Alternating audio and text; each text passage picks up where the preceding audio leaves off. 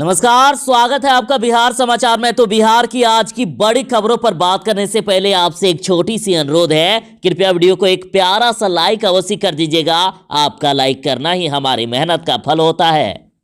खबर को पहले सुर्खियों में देखिए तो तेजस्वी यादव ने सीएम नीतीश सरकार को महाजंगल राज का सरकार कह दिया है और नीतीश कुमार को महाजंगल राज का महाराजा कह दिया गया और कहा है कि बिहार में लूट, अपहरण और हत्या की बहार है, क्योंकि अपराधियों को महाजंगल राज का संरक्षण प्राप्त है। बिहार में 24 घंटे के अंदर दूसरी बार फायरिंग की घटना हुई और पुलिस के मुंह पर तमाचा। रंगदारी के लिए अपराधियों ने फिर से चलाई ताबड़तोड़ गोलियां।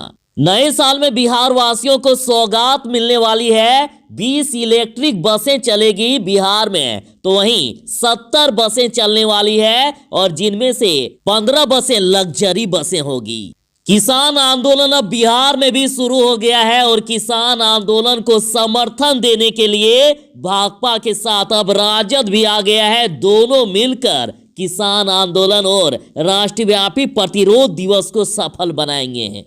रामविलास पासवान के निधन से खाली हुई राज्यसभा सीट के लिए एनडीए प्रत्याशी सुशील मोदी ने अपना नामांकन दाखिल कर लिया है। नामांकन के बाद सुशील मोदी ने नीतीश कुमार को कहा थैंक यू।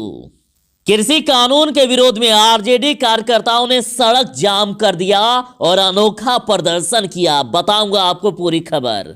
बिहार में धीरे धीरे अब कनकनी बढ़ने लगी है और बिहार में गया रहा सबसे अधिक सर्द। फिर से इस बार रिकॉर्ड टूट रहा है। कानून गया तेल लेने, हम तो करेंगे तमंचे पे डिस्को। तो देखिए, सासाराम में डांस प्रोग्राम के दौरान ताबड़तोड़ गोलियों से गूंजा पूरा इलाका और खुलेआम इस तरह की वारदात कानून व्यवस्था के ऊपर एक तमाचा है।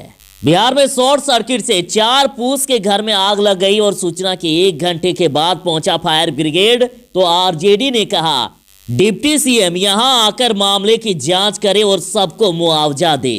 तेजस्वी यादव ने कहा है कि कानून व्यवस्था खराब है, अपराधियों का मन बढ़ा हुआ है, रोज रोज हो रही है हत्याएं। राहुल गांधी ने कहा है कि मोदी सरकार किसानों को जुमले देना बंद करे, बेईमानी अत्याचार बंद करे, बातचीत का ढकोसला बंद करे, किसान मजबूत विरोधी तीनों कानून खत्म करे। किसान आंदोलन पर केंद्र बोला कि कमेटी बनाएंगे और किसानों ने कह दिया है कि कानून रद्द हो तभी मानेंगे। और अब 3 दिसंबर को फिर से बैठक होगी, तब तक आंदोलन जारी रहेगा।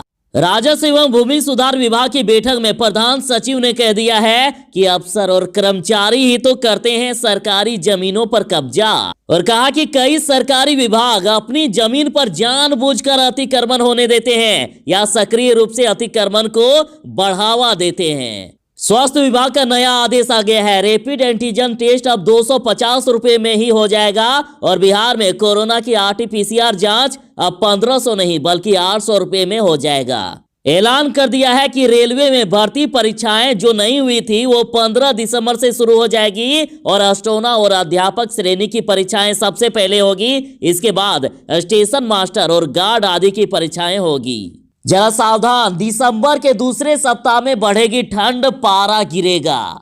इस बार बिहार में काफी ज्यादा ठंड बढ़ने वाली है। तो चलिए बात करते हैं खबरों को विस्तार से।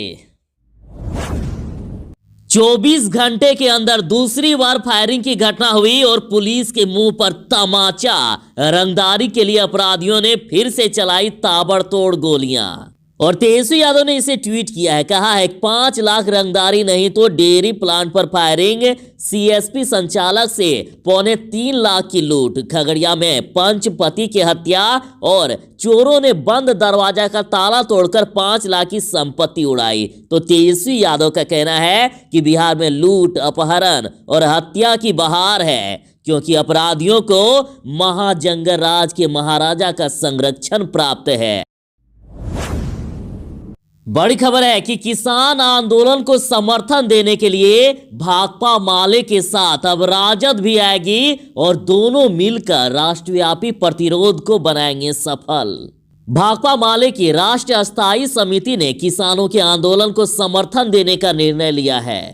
भाकपा माले की ओर से कहा गया है कि किसान आंदोलन अब पूरे देश में फैल रहा है। अब पार्टी और किसान संगठन बिहार में इन तीनों काले कानूनों की असलियत से किसानों को अवगत कराएगी। उन्होंने कहा कि भाजपा के नेता गलत बयानी करके किसानों को ठगने में कामयाब नहीं हो सकते हैं। तो वहीं कहा गया कि किसान महासभा मिलकर गांव के स्तर पर अब आंदोलन करेगा और धान की खरीद के लिए सरकार को मजबूर कर दिया जाएगा।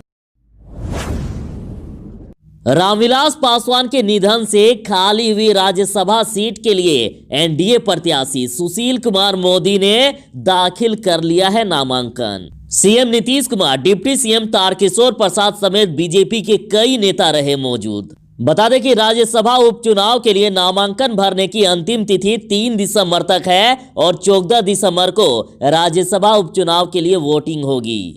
महागठबंधन की ओर से अब तक किसी भी उम्मीदवार का नाम सामने नहीं आया है। एनडीए उम्मीदवार सुशील कुमार मोदी के खिलाफ महागठबंधन प्रत्याशी तय नहीं कर पा रहा है। राजद ने चिराग पासवान को ऑफर दिया था और चिराग पासवान की मां रीना पासवान को प्रत्याशी बनाना चाहा, लेकिन चिराग पासवान ने ऑफर को ठुकरा दिया। नए साल में बिहार वासियों को परिवहन विभाग की तरफ से सौगात मिलने जा रही है। राजधानी समेत बिहार के शहरों पर दौड़ेगी इलेक्ट्रिक बसें। नए साल में राजधानी वासियों को मिलेगा परिवहन विभाग की ओर से तोहफा और पटना की सड़कों पर पहली बार इलेक्ट्रिक बसें दौड़ेगी। परिवहन नियम के अनुसार टेंडर समेत तमाम प्रक्रियाएं पूरी कर ली गई है और अगले 15 से 20 दिनों में बसें पटना में आ जाएगी। और साथ ही बिहार की सड़कों पर इस माह 70 बसें शुरू होने वाली है, जिनमें से 15 बसें लग्जरी होगी और इनके अलावा 25 बसें डिलक्स और 30 बसें सेमी डिलक्स होगी। तो 70 बसें और 20 इलेक्ट्रिक, टोटल 90 बस बिहार की सड़कों पर दौड़ने वाली है। नए साल में बड़ा तोहफा। डांस प्रोग्राम के दौरान ताबड़तोड़ गोलियों से गूंजा इलाका। कहा जा रहा है कि कानून गया तेल लेने, हम तो करेंगे तमंचे पे डिस्को। बिहार में बढ़ते अपराध पर काबू पाने के लिए सीएम नीतीश कुमार आला अधिकारियों को बैठक करके निर्देश तो देते हैं, लेकिन उन अधिकारियों की ओर से जिले में दिए गए निर्देश का कितना अमल होता है, ये तो जगजाहिर है। जिस तरह से बिहार में अपराध बढ़ते जा रहा है, हथियारों का उपयोग जिस तरह से खुलेआम किया जा रहा है, वो कानून व्यवस्था के ऊपर एक तमाचा है। सासाराम में एक नाच प्रोग्राम के दौरान ताबड़तोड़ गोलियां चलाई गई। इसका वीडियो तेजी से वायरल हो रहा है और वीडियो देखने के बाद ऐसा लगता है कि सासाराम में आखिर पुलिस है भी या नहीं। हालांकि इस वीडियो की हम पुष्टि नहीं करते हैं।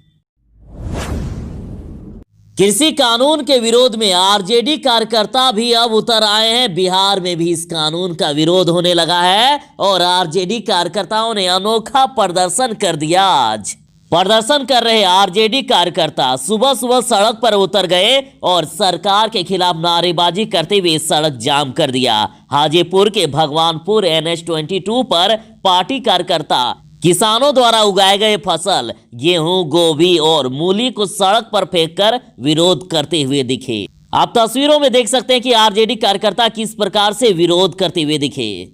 और इधर गांव में आरजेडी समर्थक सिर पर धान का बोझा लेकर घूमते हुए दिखे। नंद किशोर यादव जी का कहना है कि देश के खजाने को भरकर विकास कार्यों के लिए धन जुटा रही है मोदी सरकार और दो सरकारों की आर्थिक नीतियों में फर्क साफ करके बताया गया है कि कांग्रेस सरकार 2014 में 312 अरब डॉलर, मोदी सरकार 2020 में 575.29 अरब डॉलर का देश का विदेशी मुद्रा भंडार देखिए। और कहा जा रहा है कि विपक्ष की खोखली राजनीति की परवाह न करते हुए देश का खाली खजाना भर रही है मोदी सरकार। किसानों की आय दोगुनी करने के लिए समर्पित मोदी सरकार। कुल गेहूं खरीद देखिए तो 2014 तक जहां 1.5 लाख करोड़ रुपए का था, तो वहीं 2014 से 19 में 3 लाख करोड़ रुपए, दोगुना बढ़ोतरी। तो वहीं कुल दाल की खरीद में जहां 2014 में 650 करोड़ रुपए था, तो 75 गुना बढ़ोतरी हो गई है और 50,000 करोड़ रुपए तक 2019 तक हो गई। कुल धान की खरीद में 2.5 गुना बढ़ोतरी, जहां 2014 तक 2 लाख करोड़ रुपए थी, तो वहीं 2014 से 19 तक 5 लाख करोड़ रुपए।